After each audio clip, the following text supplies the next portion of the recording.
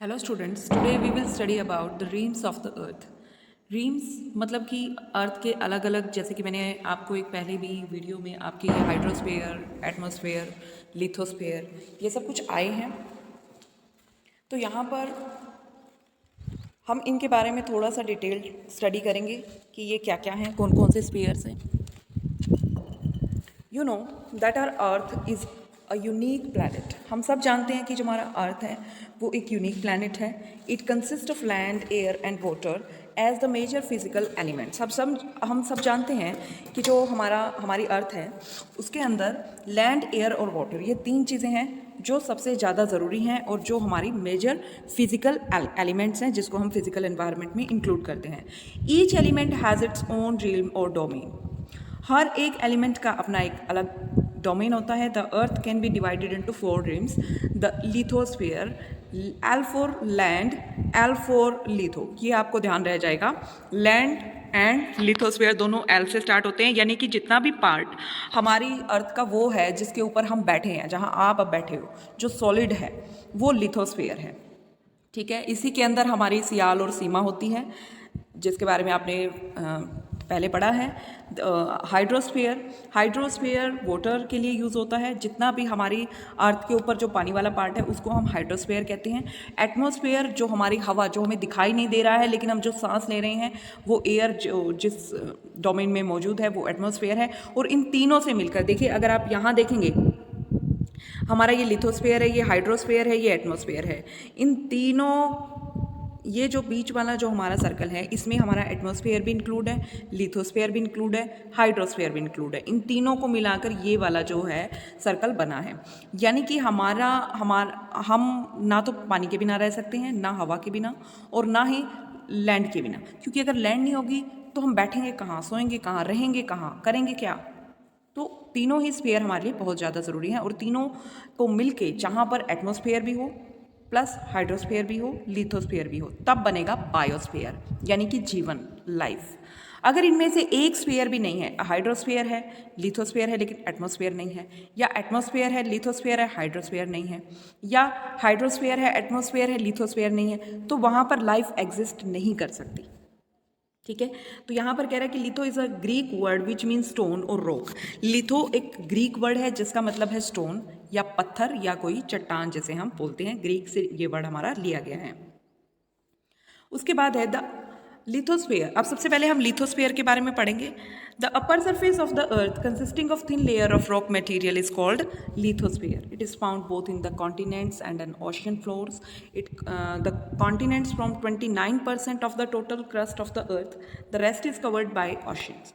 जो हमारी अर्थ की सबसे ऊपर वाली जो लेयर होती है जिसके ऊपर आप बैठे हैं इस टाइम, वो मतलब रॉक मटेरियल की एक थिन लेयर होती है, क्योंकि नीचे जाके तो पानी आ ही जाना है, लेकिन अभी जहाँ पर हम बैठे हैं वो एक थिन लेयर मानी जाती है। थिन का मतलब ये नहीं है कि वो थिन है, थिन नहीं है वो जितना धरती हमारी जो अर्थ है, अगर उसका हम पूरा देखें कि वो कितने मतलब फैली हुई है, तो उसके हिसाब से तो वो अर्थ के लिए तो वो थिन ही है, लेकिन हमारे लिए थिन नहीं है।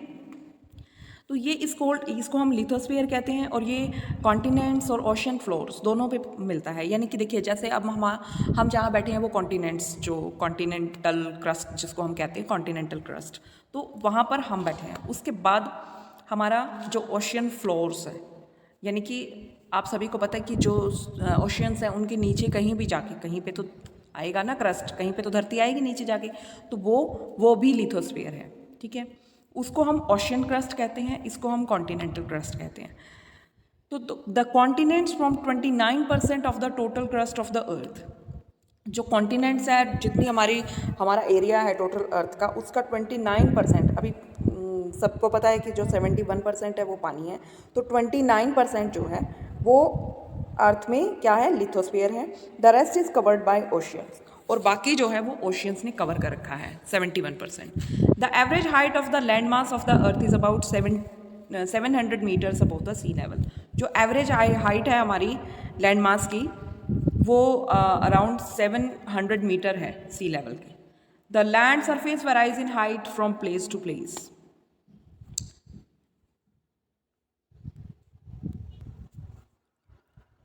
जो हमारा लैंड का सरफेस है वो हर एक जगह में अलग अलग होता है. Some parts of the earth are higher than 800 metres while some other parts are only a few metres above mean sea level.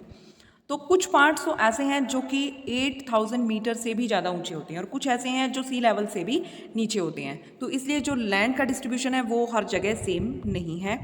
उसके बाद है, do you know the bottom of ocean floor is not the same everywhere.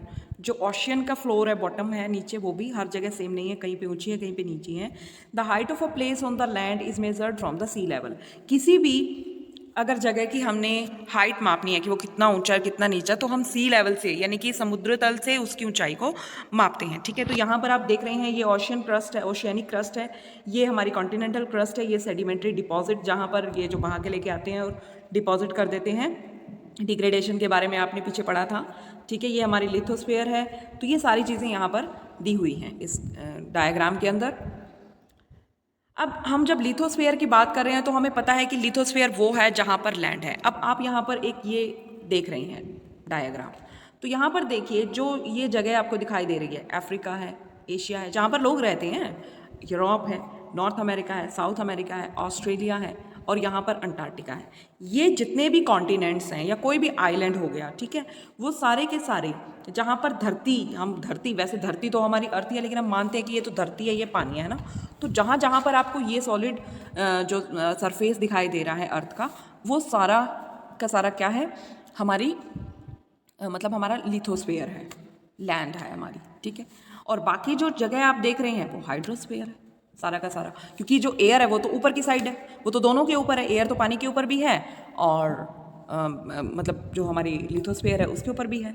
Air तो ऊपर वाली side है, तो हमारी जो अर्थ है उसको हम दो ही पार्ट में डिवाइड कर रहे हैं, या तो पानी है या फिर मिट्टी है. ठीक है, तो जहाँ पर मिट्टी है, जहाँ पर हम रहते हैं, वो सारी की सारी लिथोस्फीयर है, बाकी की सारा हाइड्रोस्फीयर है. एटमॉस्फेयर दोनों के ऊपर है. तो यहाँ पर सबसे पहले हम बात करेंगे कॉन्टिनेंट्स की, क्योंकि कॉन्टिनेंट्स ही सारे इंक्लूड हैं किसके अंदर, जो भी हमारा लिथोस्फीयर है उसके अंदर कॉन्टिनेंट्स ही आते हैं. तो कॉन्टिनेंट्स क्या हैं? The large continuous masses of land above the sea level are called continents. The land masses is divided into 7 continents. आप सबको पता है, which are Asia, Africa, Europe, North America, South America, Australia and Antarctica. अब उनके बारे में हम यहाँ पर देखेंगे. सबसे पहले एशिया. सब हम खुद एशिया कॉन्टिनेंट में रहते हैं, तो हमें पता है कि ये सबसे बड़ा लार्जेस्ट कॉन्टिनेंट है. ठीक है, और टोटल जो लैंड एरिया है हमारा, उसका 29.6% ये एशिया ही है. मतलब इतना बड़ा कॉन्टिनेंट है. आप यहाँ पर देख सकते हैं, देखिए सबसे बड़ा आपको यहाँ पर एशिया ही दिखाई दे रहा है, बाकी सारे के सारे छोटे हैं. तो टोटल जो लैंड मास है उसका 29% इस अकेले ने घेरा हुआ है, एशिया ने. इन the north it touches the Arctic ocean. North के अंदर ये आर्कटिक ओशन को टच करता है, ऊपर की side, which is very cold through out the year. सबको पता है कि आर्कटिक ओशन जो है वो नॉर्थ पोल में है, नॉर्थ पोल के पास है.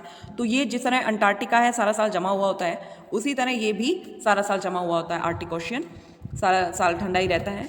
इन द एक्सट्रीम साउथ, और अगर हम बिल्कुल साउथ में चले जाएं, the equator passes through some parts of this continent. आपने इक्वेटर के बारे में पढ़ा है कि इक्वेटर वो लाइन है जो हम बिल्कुल बीच में हम बनाते हैं. जो हमारी धरती है उसके बिल्कुल बीच में 0 डिग्री के ऊपर हमारी इक्वेटर होती है. तो यहाँ पर इक्वेटर के बारे में क्या बोल रहा है कि जो इक्वेटर है passes through some parts of this continent where temperature remains high throughout the year. अब ये जो हमारा कॉन्टिनेंट है, इसके कुछ पार्ट में, नीचे वाले पार्ट में, साउथ वाली साइड, एशिया के साउथ वाली साइड, वहाँ से वो लाइन जो है हमारी इक्वेटर वो गुजर रही है. और आपको सबको पता है कि इक्वेटर के ऊपर बिल्कुल सन की डायरेक्ट रेज पड़ती है, तो इसलिए बहुत गर्मी होती है. तो जहाँ से भी इक्वेटर जाएगी, निकलेगी, तो वहाँ पर पूरा साल टेम्परेचर बहुत ज़्यादा हाई रहता है. It is bounded by the Pacific ocean in the east. और ईस्ट की अगर हम बात करें तो इसके पैसिफिक ओशियन है, और वेस्ट में ये यूरोप से सेपरेट हो रहा है. एक उराल माउंटेन्स हैं और यूराल रिवर है, इनसे ये सेपरेट हो रहा है. यहाँ पर अगर आप देख सकते हैं, देखिए इस साइड इसके पैसिफिक ओशन है, ऊपर आर्कटिक ओशन है, नीचे इंडियन ओशन है. और यहाँ यूरोप से अगर ये देखिए, आपको लग रहा होगा कि तो दोनों एक जैसे ही हैं, फिर उनको अलग अलग क्यों किया. तो यहाँ पर ये एक रिवर और जैसा कि इसने बताया कि एक माउंटेन रेंज है वहाँ, उससे ये यूराल जिसको हम बोलते हैं वहाँ से ये अलग हो रहा है। The continent is divided into several large and small countries. Continent के अंदर बहुत सारी कंट्रीज़ है, जिनमें से हमारी इंडिया भी एक है, कुछ बड़ी कंट्रीज़ भी हैं जैसे चाइना और इंडिया, और कुछ बहुत छोटी कंट्रीज़ भी हैं, ठीक है। तो अगर एशिया की हम बात करें तो सबसे जो पॉपुलर कंट्रीज़ आती हैं एशिया के अंदर वो आती हैं चाइना, इंडिया, सबसे पॉपुलस कंट्रीज़ हैं एशिया की। It is a vast store house of agriculture and mineral resources. In countries के अंदर एग्रीकल्चर और मिनरल रिसोर्सेज बहुत ज़्यादा मात्रा में पाए जाते हैं। अब world record of Asia, Asia के वर्ल्ड रिकॉर्ड क्या क्या है? लार्जेस्ट लेक इसके अंदर है, लॉन्गेस्ट वॉल इसके अंदर है चाइना में, आप सबको पता है, लॉन्गेस्ट रेलवे लाइन है, डीपेस्ट लेक है, कैस्पियन सी है, ग्रेट वॉल ऑफ चाइना है, ट्रांस साइबेरियन रेलवे है, बैकाल झील है, ये एक लेक है। तो ये सारी की सारी चीज़ें, ये रिकॉर्ड हैं जो हमारे एशिया में हैं ट्रू आउट द वर्ल्ड। उसके बाद आती है Europe. It is located to the west of Asia, Asia के वेस्ट में पड़ता है। Europe is much smaller in area than Asia. अगर एशिया और यूरोप का कंपैरिजन करें तो यूरोप एशिया से बहुत ज़्यादा छोटा है। It cover 7% of the total land mass. Total जो लैंड मास है हमारी, जो टोटल धरती है, जैसे वो 29.6% टोटल का उसने एशिया ने घेरा हुआ था, लेकिन इसने सिर्फ 7% मतलब लैंड मास है इसके अंदर। The Arctic Ocean lies to the north. जो आर्कटिक ओशन है वो उसके नॉर्थ में पड़ता है। The Mediterranean Sea to the south, और साउथ के अंदर मेडिटेरेनियन सी पड़ता है, और अटलांटिक ओशियन जो है वो वेस्ट में पड़ता है यूरोप के। Almost all the countries of Europe are very advance. Europe की जितनी भी कंट्रीज़ है जैसे कि जर्मनी, इंग्लैंड वगैरह, ये सारी की सारी यूरोपियन कंट्रीज़ है वो बहुत एडवांस है, डेवलप्ड हैं। They are economically well developed with a high standard of living, और उन सबका हाई स्टैंडर्ड है। उसके बाद आता है Africa. It is the second largest continent and the hottest continent. सबसे ज़्यादा गर्म कॉन्टिनेंट यही है। It is separated from Europe by the Mediterranean Sea in the north. North में मेडिटेरेनियन सी की वजह से ये यूरोप से सेपरेट हो रहा है। A very narrow piece of land known as Suez isthmus joins it with Asia in the north east. लेकिन एक ये जो सूज इस्थमस जो लैंड का टुकड़ा है ये एशिया के साथ इसको जोड़ता है, मतलब रोड से जा सकते हैं हम। It has the famous Suez Canal. The Atlantic Ocean is on its west and the Indian Ocean on its east. इसके वेस्ट में अटलांटिक है, ईस्ट में इंडियन ओशन है। The equator passes through the middle of Africa. Africa के बिल्कुल बीच में से equator जाती है, इसीलिए यहाँ पर इतनी गर्मी होती है। However, the larger part of Africa lies in the northern hemisphere. इसलिए जो अफ्रीका का सबसे बड़ा जो पार्ट है वो नॉर्दर्न हेमिस्फीयर में पड़ता है। The Tropic of Cancer and the Tropic of Capricorn also pass through Africa. जो ट्रॉपिक ऑफ कैंसर और ट्रॉपिक ऑफ कैप्रिकॉर्न है वो भी इसमें से गुजरती हैं। A vast land of North Africa is desert, और जो अफ्रीका का ज़्यादातर जो पार्ट है वो डेजर्ट है। And a large area of Africa is covered with dense forest, और जो अफ्रीका का बहुत बड़ा जो पार्ट है वो बहुत डेंस जो फॉरेस्ट है वहाँ से, मतलब फॉरेस्ट बहुत ज़्यादा मात्रा में उसके अंदर हैं। उसके बाद हम करेंगे North America. North America it is the third largest continent है, और ये नॉर्दर्न हेमिस्फीयर में पड़ता है। The Atlantic Ocean lies to the east. जो अटलांटिक ओशन है वो इसके ईस्ट में पड़ता है। आप ये सारी चीज़ें देखेंगे साथ ही साथ अपनी बुक के अंदर, जो अभी पीछे हमने डायग्राम देखेगा तो आपको सब समझ आ जाएगा। एंड द पैसिफिक ओशन उसके जो है कॉन्टिनेंट के वेस्ट में पड़ता है। The Arctic Ocean makes its boundary in the north. जो आर्कटिक ओशन है वो इसकी बाउंड्री बनाता है नॉर्थ में। The continent of North America is linked to South America. जो कॉन्टिनेंट है नॉर्थ अमेरिका वो साउथ अमेरिका से लिंक्ड है, उससे जुड़ा हुआ है। एक छोटी सी स्ट्रेच ऑफ लैंड है इस्थमस ऑफ पनामा। पनामा ये एक छोटा सा लैंड का पीस है, और इसके नाम पर एक रिवर भी है वहाँ पर, तो इससे जुड़ा हुआ है, तो इसको हम नॉर्थ अमेरिका और साउथ अमेरिका बोलते हैं। It has a Panama Canal. ये इसमें एक पनामा नहर है which joins the Pacific Ocean with the Atlantic Ocean, जो कि पैसिफिक ओशन को अटलांटिक ओशंस के साथ जोड़ती है। Canada and USA are two major economically developed countries of this continent. अगर इस कॉन्टिनेंट की हम बात करें तो इसमें कनाडा और यूएसए सबसे ज़्यादा इकोनॉमिकली डेवलप्ड कंट्रीज हैं। उसके बाद हमारा साउथ अमेरिका है। The larger part of it lies in the southern hemisphere. इसका ज़्यादातर पार्ट साउथ में जाता है, नीचे की side. It is surrounded by the Atlantic Ocean in the east and the Pacific Ocean in the west. Brazil, Argentina and Chile are the major countries in this continent. इस continent की ये तीन जो कंट्रीज़ हैं वो सबसे major countries हैं। The longest mountain ranges जो है इसकी Andes and Amazon basin, the largest river basin in the world lie here. तो ये जो हमारा अमेजन बेसिन है ये सबसे बड़ा रिवर बेसिन है, हम सबको पता है, और ये इसी पार्ट के अंदर लाई करता है। उसके बाद है Australia. This continent lies completely in the southern hemisphere, और ये कॉन्टिनेंट जो है ये पूरी तरीके से साउदर्न हेमिस्फीयर में लाई करता है। It is the smallest continent, सबसे छोटा कॉन्टिनेंट है। It is surrounded by the Indian Ocean in the west, west के अंदर ये इंडियन ओशियन से घिरा हुआ है, और पैसिफिक ओशियन जो है इसके ईस्ट में पड़ता है। साउदर्न ओशियन जो है वो साउथ ऑस्ट्रेलिया में मतलब आइलैंड कॉन्टिनेंट के नाम से भी जाना जाता है। जो साउदर्न ओशियन जो मैंने आपको बताया कि साउदर्न ओशियन फिफ्थ ओशियन है जो अभी बाद में बना है, विच इज़ स्पार्सली पॉपुलेटेड, और ये जो है ये मतलब ये जो बेसिन है या ये जो एरिया है ये बहुत ज़्यादा पॉपुलेटेड है।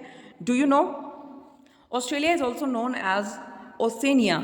Collectively it includes Australia, New Zealand, Papua and New Guinea, the Melanesia and Polynesia groups, ये सारे ग्रुप्स इसके अंदर आते हैं, तो इसलिए इसको कलेक्टिवली ओशिनिया बोला जाता है, Oceania. Oceania also includes Micronesia, a widely scattered group of islands that run along the northern and southern edges of the equator. उसके बाद आता है हमारा Antarctica. The continent lies in the southern most part of the southern hemisphere, सबसे नीचे आता है ये हमारा साउथ में। It is stretched around the South Pole up to the Antarctic Circle, Antarctic Circle तक फैला हुआ है ये। In the north it is surrounded by Southern Ocean, north में ये साउदर्न ओशियन से घिरा हुआ है। अगर ऊपर की साइड साउदर्न ओशियन आता है। The continent is covered with very thick sheets of ice and snow, जो कॉन्टिनेंट है उसमें जो है सारा साल जमा रहता है वो। It is estimated that 3/4 of the total mass of ice of the earth is found in Antarctica. ये माना जाता है कि 3/4 पार्ट जो है टोटल जितनी आइस है हमारी अर्थ के ऊपर, उसका 3/4 पार्ट तो सिर्फ अंटार्कटिका में ही पाया जाता है। Due to very cold conditions the land is not inhabited by human beings, यहाँ पर बहुत ज़्यादा ठंड होती है इसलिए यहाँ पर कोई भी इंसान नहीं रहता है। लेकिन scientist of some countries have established their research centres here, लेकिन इस कॉन्टिनेंट के अंदर साइंटिस्ट ने अपने रिसर्च सेंटर बना के रखे हैं, क्योंकि अगर वहाँ पर वो कोई रिसर्च करते हैं तो किसी भी मतलब किसी भी एनिमल को या किसी भी इंसान को कोई खतरा नहीं है। जो भी एक्सपेरिमेंट वो वहाँ पर करेंगे, चाहे वो न्यूक्लियस एक्सप्लोजन कुछ भी हो जाए, तो वो क्योंकि वहाँ पर लोग नहीं हैं, और जहाँ पर लोग होते हैं रहते हैं, जहाँ पर हैबिटेशंस होते हैं, वहाँ पर क्या है, वहाँ पर मतलब इस तरह के एक्सपेरिमेंट हम नहीं कर सकते क्योंकि रिस्क होता है, किसी की जान को भी खतरा हो सकता है। तो इसलिए इस तरह के रिसर्च सेंटर्स वहाँ अंटार्कटिका में बनाए गए हैं। India has also established its research centre in Antarctica, हमने भी बनाया है वहाँ पे। In Antarctica the first 2 permanent research bases of India are Dakshin Gangotri and मैत्री। जो अंटार्कटिका के अंदर जो हमारे परमानेंट रिसर्च बेसिस हैं वो उनका नाम, एक का नाम है दक्षिण गंगोत्री और एक का नाम मैत्री। तो इस वीडियो में हमने हमारी लैंडफॉर्म्स के बारे में, हमारी मतलब लिथोस्फीयर के पार्ट के बारे में किया। तो हमारा जो लिथोस्फीयर है उसमें सबसे पहले कॉन्टिनेंट्स की स्टडी करना बहुत ज़रूरी था। अब इससे अगली वीडियो में हम मेजर लैंडफॉर्म्स के बारे में पढ़ेंगे कि हमारी कौन कौन सी लैंडफॉर्म्स हैं। Till then bye bye.